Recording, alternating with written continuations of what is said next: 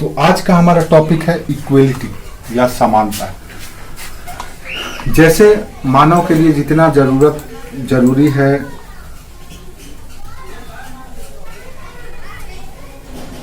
स्वतंत्रता, उतना ही जरूरी है समानता, इक्वलिटी। तो आज का हमारा टॉपिक है इक्वलिटी। इसको कहा जाता है समानता। दरअसल ये समानता एक ऐसा विषय है जो प्रकृति ही नहीं प्रदान करती है आपको, वही भेद कर देती है। स्वतंत्रता तो प्रकृति सबको देती है, बाय बर्थ आपको स्वतंत्रता मिलता है, लेकिन इक्वलिटी बाय बर्थ नहीं मिलता है। कुदरत ही आपको समानता नहीं देती है, फिर भी हम जबरदस्ती के समानता की बात करते हैं। इसका मतलब यह हुआ कि समानता कभी भी पूर्ण नहीं हो सकता है, पूर्ण नहीं हो सकता है, या कभी भी यह वास्तविक नहीं हो सकता है। एक मिनट, अब हमने ये जो बात बोला कि कभी भी यह पूर्ण नहीं हो सकता है, कभी भी वास्तविक नहीं हो सकता है, इसका मतलब क्या है? इसका मतलब यह है कि प्रकृति स्वयं भेद करती है, प्रकृति स्वयं डिस्क्रिमिनेशन करती है। जैसे देखो, इसीलिए हम इसको कहते हैं कि ये कभी पूर्ण नहीं हो सकता है, ये कभी वास्तविक या साकार नहीं हो सकता है, पूर्ण साकार नहीं हो सकता है। अब जैसे देखो, आप कल्पना करो, आप अपने माता पिता के 4 संतान हो, ABCD। कल्पना करो, क्या चारों भाई बहन एक समान हैं? नहीं है। पता चलेगा कि कोई लंबा है, कोई मोटा है, कोई पतला है, कोई ठिगना है, छोटा है। तो समानता हुआ? नहीं हुआ। यानी कि कुदरत स्वयं समानता नहीं देती है। अब मान लो हम बैल को देखें और देखें कि उस बैल को सींग है, हॉर्न है, और हमारे पास हमारा हॉर्न नहीं है, देन हम क्या करेंगे? हम लड़ाई करेंगे कि समाज में समानता नहीं है, पशुओं की तरह मेरे पास सींग क्यों नहीं है। बाघ के पास पंजा है, उसका नखूना है बड़ा बड़ा, उसका दांत है मजबूत, तो क्या हम उसके लिए कुदरत से लड़ाई करने जाएं कि हमें क्यों नहीं दिया गया पंजा, नाखून और वो क्लीवर दांत?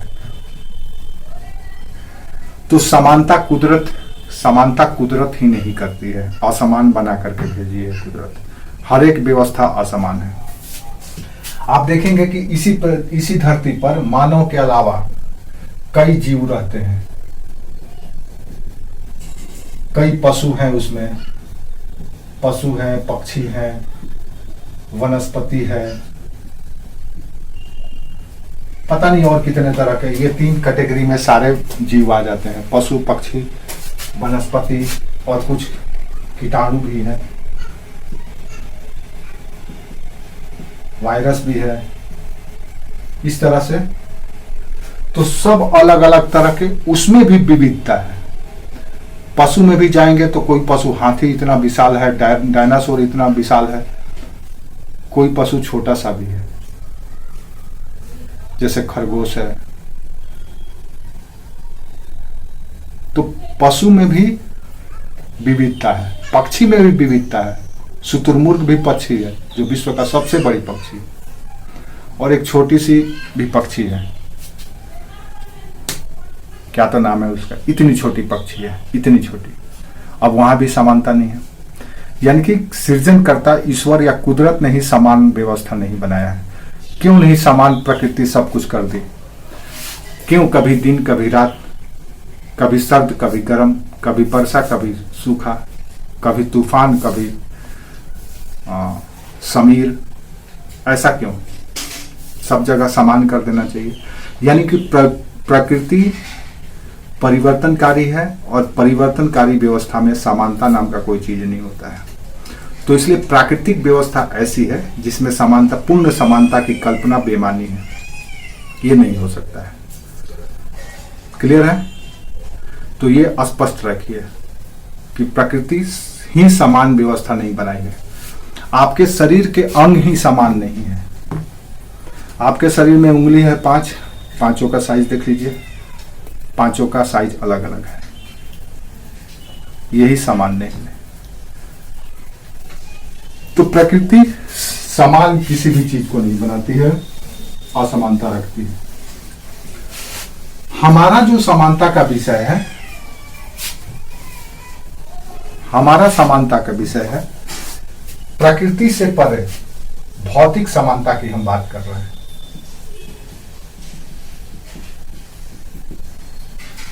भौतिक समानता, प्राकृतिक समानता नहीं, जिसे कुदरत ने जो असमान बनाया है उस सिस्टम की हम बात नहीं कर रहे हैं। आप देखेंगे कि प्राकृतिक असमानता कितना है, हर एक जगह असमानता प्राकृतिक मिलेगा। आप भारत की भूमि में चले जाइए, अब ये जो गंगा नदी का जो क्षेत्र है ये पूरा उपजाऊ क्षेत्र है, फर्टाइल क्षेत्र है, यहाँ पे कृषि कर्म खूब होता है, खेती बाड़ी खूब होगा। उसके नीचे जैसे जैसे आएंगे उत्पादन कम होता चला जाएगा, क्योंकि ये सब पठारी क्षेत्र है। अब मैदानी क्षेत्र के लोग ये कल्पना करें कि हमको क्यों नहीं पठारी बनाया गया, और पठारी क्षेत्र के लोग ये कल्पना करें कि हमको क्यों नहीं मैदानी बनाया गया। प्रकृति ही नहीं चाहती है भाई, प्रकृति ही नहीं बनाई है। अब ये कोस्टल रीजन, तटवर्ती क्षेत्र के लोग चाहें कि भाई हमको भी इस पठारी क्षेत्र का मजा मिले, और ये पठारी क्षेत्र के लोग चाहें कि हमको भी कोस्टल रीजन का मजा मिले, तो कैसे होगा? प्रकृति ही नहीं बनाई है, वैसे प्रकृति ही भेद की है। यानी प्राकृतिक भेद संभव है, प्राकृतिक भेद स्वीकार्य है, लेकिन भौतिक भेद हमें स्वीकार नहीं है। तो भौतिक भेद क्या है? तो भौतिक भेद राजनीतिक शास्त्र में या राजनीति में मानव के द्वारा मानव के बीच में जो भेद किया जाता है उसी को असमानता कहा जाता है। तो जहां पे समानता की बात करते हैं तो इसका मतलब यह है कि कहीं ना कहीं असमानता होगा, अनइक्वलिटी होगी। उसी असमानता के खिलाफ हम समानता शब्द का प्रयोग करते हैं। तो हम भौतिक समानता की बात करते हैं। भौतिक समानता का मतलब यह है कि व्यक्ति को समाज में, राष्ट्र में किसी भी तरह का,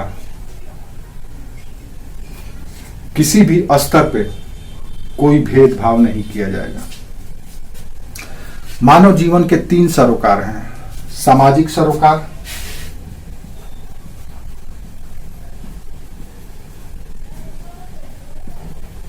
सामाजिक सरोकार, राजनीतिक सरोकार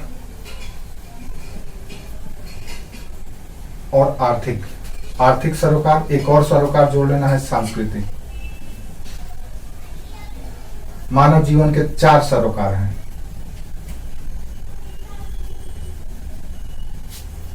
यानी मानव जीवन, जब तक मानव जीवित रहता है, बच्चा से लेकर के, डे 1 से लेकर के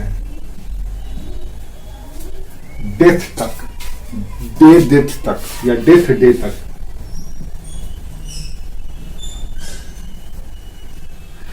मानव जीवन इन 4 सरोकारों से हमेशा जुड़ा हुआ रहता है। डे 1 जिस दिन उसका बर्थ हुआ, यानी बर्थ डे से लेकर के डेथ डे तक, उसका संपूर्ण जीवन इन्हीं 4 सरोकारों से गुजरता है। सामाजिक, आर्थिक, राजनीतिक और सांस्कृतिक। सृजन के स्तर पर, निर्माण के स्तर पर प्रकृति ने ही भेद कर दिया है। यानी जो कुदरत आपको दिया है उसमें भेद स्वीकार्य है, लेकिन जो मानव भेद करेगा वो हमें स्वीकार नहीं है। उसको हम असमानता कहते हैं, अनइक्वलिटी कहते हैं। लेकिन यहां पर अगर कोई अनइक्वलिटी होगा देन हम उसको बर्दाश्त नहीं करेंगे। उसके लिए हम समानता लाने की बात करेंगे। कल्पना करो, ये 4 सरोकार की हम बात की है, सामाजिक, आर्थिक, राजनीतिक और सांस्कृतिक। इसका कोई एग्जाम्पल आप बता सकते हैं कि कैसे यहाँ पे असमानता हो सकता है?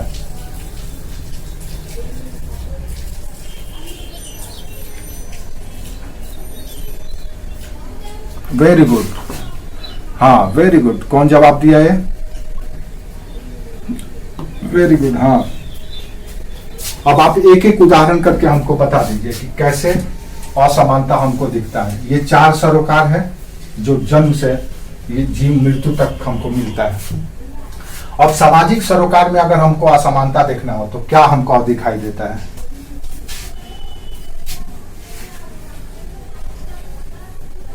तो इसमें वर्ग भेद यानी कि क्लास डिवीजन,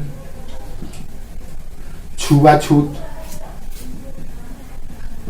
अनटचेबिलिटी, ऐसा हम कह सकते हैं कि यह सामाजिक असमानता है। ठीक है। राजनीतिक की बात करें तो क्या हो सकता है? राजनीतिक असमानता की बात करें तो क्या हो सकता है? तो राजनीति में सबकी भागीदारी नहीं देना, भागीदारी का अभाव। कैसे? तो चुनाव में खड़ा नहीं होने देना, चुनाव नहीं लड़ने देना, वोट नहीं देने देना। इस तरह से राजनीतिक असमानता हो सकता है अगर ऐसा किया जाएगा तो हो सकता है। आर्थिक में कोई विशेष आर्थिक क्रियाकलाप, इकोनॉमिक एक्टिविटी कोई विशेष वर्ग ही कर सकता है। ऐसा अगर होगा देन वो इकोनॉमिक डिस्क्रिमिनेशन हो जाएगा, आर्थिक भेदभाव हो जाएगा और उससे आर्थिक असमानता हो जाएगा। तो आर्थिक असमानता क्या होता है? अमीर गरीब,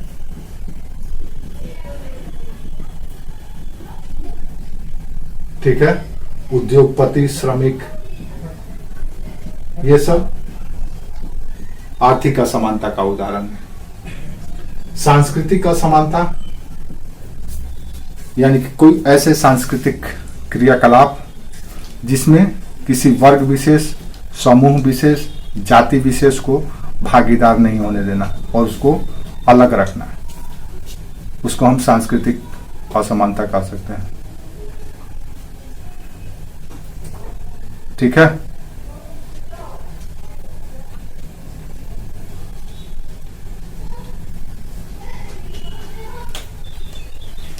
हाँ, सांस्कृतिक कहने का मतलब है कुछ सांस्कृतिक क्रियाकलाप, जैसे मान लो कोई त्योहार है या कोई कर्मकांड है, उसमें किसी वर्ग विशेष, समुदाय विशेष को भागीदार नहीं होने देना, उसको वो अधिकार नहीं देना जो और किसी को मिला है। जैसे सपोज अब मान लो कोई पूजा करना चाहता है मंदिर में, कोई दूसरा क्लास या दूसरे वर्ग का व्यक्ति, और उसको नहीं करने दिया जाए तो वो सांस्कृतिक असमानता हो सकता है। समझ में आया? हाँ, या कोई विशेष धर्म को मानता है, कोई विशेष आचरण को करता है, धार्मिक आचरण या कोई ऐसा आचरण, और इसकी वजह से उसको नीचा बनाया जाए, नीचा रखा जाए, अलग रखा जाए, तो वहां पे वो सांस्कृतिक असमानता हो जाएगा। समझ में आया? तो ये असमानता है, ये यहाँ पे इस तरह के जो डिस्क्रिमिनेशन होगा, जो इनइक्वालिटी होगी, उसको बर्दाश्त नहीं किया जाएगा, उसके खिलाफ समानता की लड़ाई लड़ी जाएगी। तो मानव जीवन का डे 1 से लेकर के डेथ डे तक चाह करके भी वो कहीं भी समान नहीं है, कहीं ना कहीं उसको असमानता झेलना पड़ता है।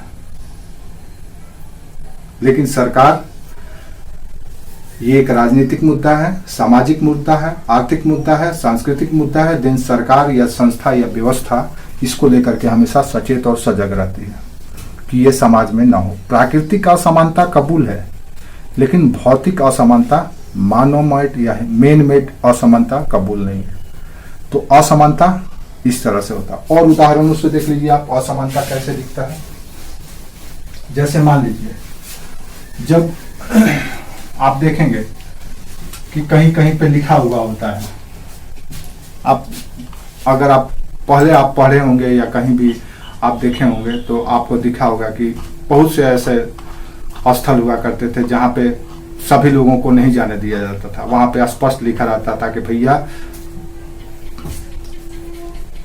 इस जगह पर, आप जैसे अफ्रीका में जाएंगे या जो भी कॉलोनियल जगह था, औपनिवेशिक देश हुआ करता था, वहां पे लिखा रहता था कि यहाँ पे काले लोग न बैठे।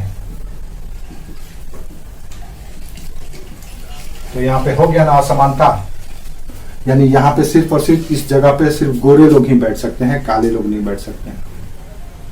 जैसे आप देखेंगे कहीं कहीं पे लिखा रहता है, जैसे आप बहुत जगह पे लिखा रहता है कि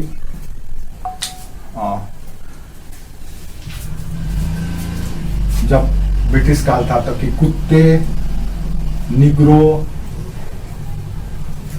कुत्ते, निग्रो या कोई और देश के लोग जिसको वो नीच मानते हैं, छोटा मानते हैं, उनका प्रवेश निषेध है। इंडियन, कुत्ते, निग्रो, इंडियन का प्रवेश निषेध है, प्रवेश नहीं कर सकते हैं। और मान लो, कल्पना करो कि आप किसी सार्वजनिक स्थल पे हैं जहां पे आपको जाना है और आपको नहीं जाने दिया जाए तो आपको कैसा लगेगा? आज आप हर एक जगह पे जा सकते हैं, जहां पे प्राइम मिनिस्टर भी जा सकते हैं वहां पे आप भी जा सकते हैं, लेकिन कुछ जगह पे सुरक्षा के वजह से भी रोक भी है। अब आप ऐसा नहीं है कि आप सीधे पीएम में घुस जाएंगे, आप सीधे सेक्रेटेरिएट में घुस जाएंगे, सीधे सीएम ऑफिस में घुस जाएंगे, सीधे आईएएस के कैबिन में घुस जाएंगे धड़धड़ाते हुए। ऐसी भी समानता नहीं है कि आईएएस को उठा करके कहेंगे तुम क्यों बैठा है, हम खड़े रहेंगे, खड़ा होकर हम बैठेंगे, ऐसा भी नहीं हो सकता है। कुछ एटिकेट्स हैं, कुछ वैधानिक प्रतिबंध भी है, कानूनी प्रतिबंध भी है, जो मांग है, जो आवश्यकता है। क्लियर है? तो आपको कई तरह, जैसे आप देखेंगे कि कहीं पीने का पानी का प्याऊ लगा हुआ है, पीने का प्याऊ या पानी पीने का प्याऊ, यहाँ पे लिखा रहेगा कि भैया फलाना जाति के लोग यहाँ पानी न पिए। अब ये असमानता है, लेकिन आप देखिए असमानता कैसे, अभी कुछ दिन पहले कोरोना काल में असमानता गजब का फैला हुआ था। कोई किसी से टच नहीं करता था, हाथ नहीं मिलाता था, गले नहीं मिलता था। अब कोई जबरदस्ती हाथ मिलाए, कहे कि नहीं हम समान है, तुम क्यों नहीं मिलाएगा, डॉक्टर है तो क्या हुआ, हम हाथ हमसे मिलाओ, तो आप उसके लिए वहां पे लड़ नहीं सकते हैं, वो विशेष परिस्थिति में होगा। लेकिन सामान्य परिस्थिति में किसी व्यक्ति, वर्ग, धर्म, जाति, समुदाय के साथ किसी भी तरह का कोई डिस्क्रिमिनेशन या भेद बर्दाश्त नहीं किया जाएगा, उसको असमानता कहा जाता है। समझ में आया? जैसे भारत में देखो, भारत में जब जिसको डार्क एज कहा जाता है या सामंतवादी युग कहा जाता था, पहले नहीं होता था। सामंतवादी युग में क्या होता था, ये विशेष करके 7वीं शताब्दी से शुरू हुआ, जब से भारत में इस्लाम प्रवेश किया। भारत में जब इस्लाम प्रवेश किया और धीरे धीरे विस्तार होने लगा, तो हमारा समाज भी दकियानुसी होने लगा डर से। और किसी भी धर्म या किसी भी सोसाइटी जब बहुत पुरानी हो जाती है, कोई भी व्यवस्था, तो धीरे धीरे कॉम्प्लेक्स या जटिल हो जाती है, उसमें बुराइयां प्रवेश कर जाती है। तो हमारे समाज में भी आया, क्या आया है? असमानता। कैसे असमानता आया? असमानता आया जाति के आधार पर। ये जाति बुरा चीज नहीं था, पहले ये जाति बुरा चीज नहीं था। जाति व्यवस्था भारत की एक अनोखी व्यवस्था है, जो विश्व को दिया हुआ एक बहुत बड़ा उपहार है। इसको हम लोग उल्टा समझ लेते हैं, इसीलिए हम लोग अक्सर जाति व्यवस्था को गाली देते हैं। जाति व्यवस्था हमारा पहले बुरा नहीं था, लेकिन मध्यकाल में यह बुरा हो गया। क्यों बुरा नहीं था ये भी बताते हैं। तो असमानता हमको मध्यकाल में जाति के आधार पर दिखा, वर्ग के आधार पर दिखा, धर्म के आधार पर दिखा, धन के आधार पर या संपदा के आधार पर दिखा। कुल के आधार पर दिखा, वंश के आधार पर दिखा, इस तरह से हमको असमानता दिखाई दिया। कुल के आधार पर कि खाई जिस कुल का कोई विशेष कुल का व्यक्ति है देन उसको विशेष प्रतिष्ठा, विशेष पहचान, विशेष अधिकार दिया गया, बाकी लोगों को उससे महरूम रखा गया। तो ये हो गया असमानता। जैसे फलना कुल के व्यक्ति हैं तो इनको ये काम करने की छूट है, यही करेंगे, वो नहीं, और कोई नहीं कर सकता है। जैसे कि मान लो कि किसी को राजा बनना है देन उसी कुल उसी वंश का व्यक्ति ही राजा बनेगा, और कोई नहीं बन सकता है। अब ये लोकतंत्र में ऐसा नहीं है। लोकतंत्र में क्या है, कोई भी राजा बन सकता है। जाति के आधार पर असमानता कैसे मिला? तो जाति के आधार पर अलग अलग जातियों के अलग अलग अधिकार निर्धारित कर दिए गए। फलना जाति के व्यक्ति ही ये काम करेगा, उसी को ये छूट होगा, उसी को ये अधिकार होगा। तो जाति के आधार पर असमानता फैला। जैसे मान लो ब्राह्मण को ही पूजा करने का अधिकार है, ब्राह्मण ही पुरोहित हो सकता है, पुजारी हो सकता है, बाकी अन्य जाति नहीं हो सकते हैं। तो ये क्या हुआ? रिलीजियस या कल्चरल डिस्क्रिमिनेशन, विभेद हो गया, असमानता हो गया। वर्ग के आधार पर कि फलना वर्ग के हो, अमीर वर्ग के हो कि गरीब वर्ग के हो, किसान वर्ग के हो कि मजदूर वर्ग के हो, शासक वर्ग के हो कि शासित वर्ग के हो, उसके आधार पर भेद, ये असमानता हो गया। धर्म के आधार पर, किस धर्म के हो, सनातन धर्म के हो, इस्लाम धर्म के हो, ईसाई धर्म के हो, सिख धर्म के हो, बौद्ध धर्म के हो, जैन धर्म के हो, जरथुस धर्म के हो, किस धर्म के, यहूदी हो, क्या हो, उस आधार पर जो भेद किया गया। जैसे अभी देख लो, अगर आप मक्का में प्रवेश करना चाहें कि हम मक्का में जाकर के हम भी दर्शन कर ले, तो आपको नहीं प्रवेश करने दिया जाएगा। वहां सिर्फ और सिर्फ वहां पे सिर्फ और सिर्फ मुस्लिम ही जाएंगे, लेकिन आपके यहाँ नहीं, कोई भी जा सकता है। मुसलमान भी मंदिर में जाकर के पूजा कर सकता है।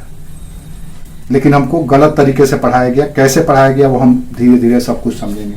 तो धर्म के आधार पर असमानता, संपदा के आधार पर, संपत्ति के आधार पर, बड़े धनवान लोग हैं तो उनको विशेष अवसर, ये आज भी चलता है, ये सब कुछ आज भी चलता है। ये पूरी तरह से खत्म कभी नहीं हो सकता है, क्योंकि जिस दिन खत्म हो जाएगा उस दिन एनार्की आ जाएगा। समान जब प्रकृति ही नहीं बनाया है तो हम कैसे सबको समान कर सकते हैं? आप कल्पना करो, आप एक स्कॉलर हो, बहुत बड़े इंटेलेक्चुअल हो, बहुत बड़े विद्वान हो, तुम किसी भी फील्ड के, मान लो एग्रीकल्चर के, आप किसान पुत्र हैं, दिन आप कृषि के क्षेत्र के विशेषज्ञ हैं, सिद्धहस्त हैं। कृषि क्षेत्र में आप विशेष उपागम करते हैं, विशेष उपाय करते हैं, विशेष तरह का कार्य करते हैं, दिन आपको विशेष सम्मान मिलता है समाज में। अब एक मजदूर जो गैर कृषक मजदूर है, वही अधिकार, वही प्रतिष्ठा, वही सम्मान पाना चाहेगा और उसके लिए लड़ेगा, तो ये क्या काबिले बर्दाश्त है? पता चलेगा नहीं। तो समानता पूरी तरह से कभी संभव नहीं है। मान लो डॉक्टर है, अब डॉक्टर भैया 4 घंटा सेवा करता है, इलाज करता है तो लाखों कमा लेता है, और एक मजदूर 8 घंटा दिन भर कमाता है तब वो हजारों रुपया कमा पाता है। तो उसके लिए वो लड़े कि नहीं, हमको इतना क्यों, उसको इतना क्यों? तो ये पॉसिबल नहीं है। पॉसिबल है? पता चलेगा नहीं। तो असमानता हमेशा बरकरार रहेगा। वंश के आधार पर, जैसे कुल उसी तरह वंश के आधार पर असमानता। तो इस तरह से असमानता समाज में, भारत में सामंतवादी युग से शुरू हुआ। उससे पहले असमानता नहीं था, उससे पहले इसको विशेष व्यवस्था समझा जाता था। लेकिन ये जब मोनोपोली के तहत, एक सोची समझी स्ट्रेटेजी, षड्यंत्र के तहत इस व्यवस्था को एग्जीक्यूट किया गया, काबिल लोगों को भी सम्मान नहीं दिया गया।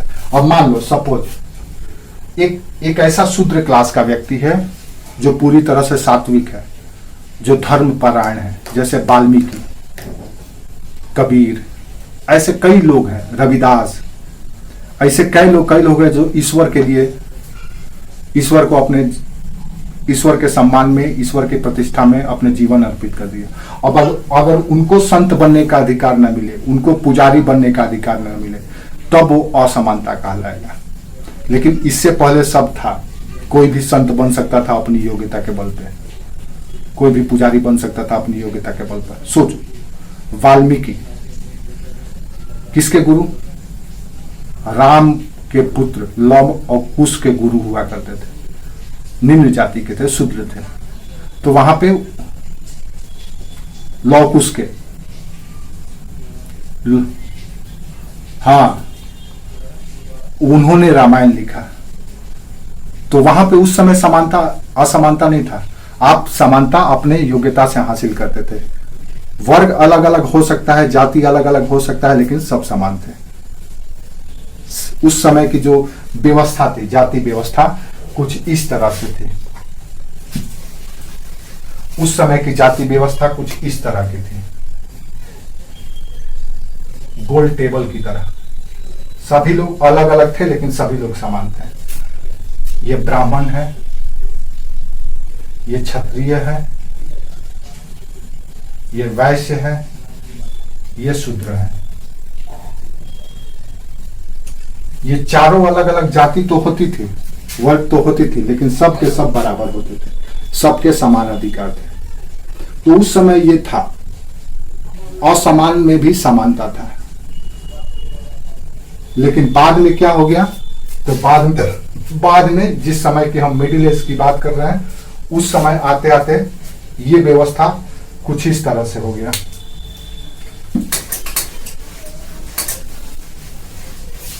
ये व्यवस्था कुछ इस तरह से बन गया। नीचे शूद्र, उसके ऊपर वैश्य, उसके ऊपर क्षत्रिय और उसके ऊपर ब्राह्मण। अब ये सिस्टम ऐसे हो गया, पिरामिड नहीं हुआ। पहले कैसा था? ऐसे था। पहले इस तरह से था, जैसे गोल टेबल है, गोल टेबल में सभी लोग चारों तरफ बैठते हैं। और अब ये जो टेबल बना है, वो टेबल ऐसे बना है, इधर सबसे श्रेष्ठ लोग और नीचे सबसे नीचे के लोग। तो ये व्यवस्था आज भी है। अब इसका रूप बदल गया है, ये जाति के आधार पर नहीं रह गया है, अब इसका कुछ रूप और हो गया है। क्योंकि अब इकोनॉमिक युग है, अर्थतंत्र ही सब कुछ निर्धारित करता है। जब धर्म तंत्र था, थियोक्रेसी था, जब धर्म ही सब कुछ निर्धारित करता था, तब इस तरह था। जब अर्थ निर्धारित करने लगा, तब इस तरह से हो गया व्यवस्था। जब धर्म तंत्र था, तब इस तरह था, सभी लोग समान थे, अलग अलग होते हुए भी सब समान थे। और जब अर्थतंत्र हो गया, धन ही सब कुछ निर्णय करने लगा, देन इस तरह का क्लासिफिकेशन हो गया। और इसी का विरोध किया जाता है। इसीलिए आप प्राचीन भारत का इतिहास या उससे पहले मध्यकालीन मध्यकालीन इतिहास से पहले का इतिहास पढ़ेंगे, तो आपको इसके लिए कभी लड़ाई नहीं मिलेगा। उसके बाद इसके लिए लड़ाई शुरू हुआ, विशेष करके मॉडर्न एज में, आधुनिक काल में, ब्रिटिशर्स के समय में लड़ाई शुरू हो गया आपस में। ये जो वर्ग आपस में लड़ने लगा, इसी को कहा गया वर्ग संघर्ष, क्लास वॉर। अब ये समान पहले था, अब ये असमान हो गया। अब ये बर्दाश्त नहीं किया जाएगा। समझ में आया? बहुत गर्मी लग रहा है। हाँ, अब ये क्या था, कैसे था, हम लोग बाद में पढ़ेंगे। आज बहुत गर्मी लग रहा है हमको। यहाँ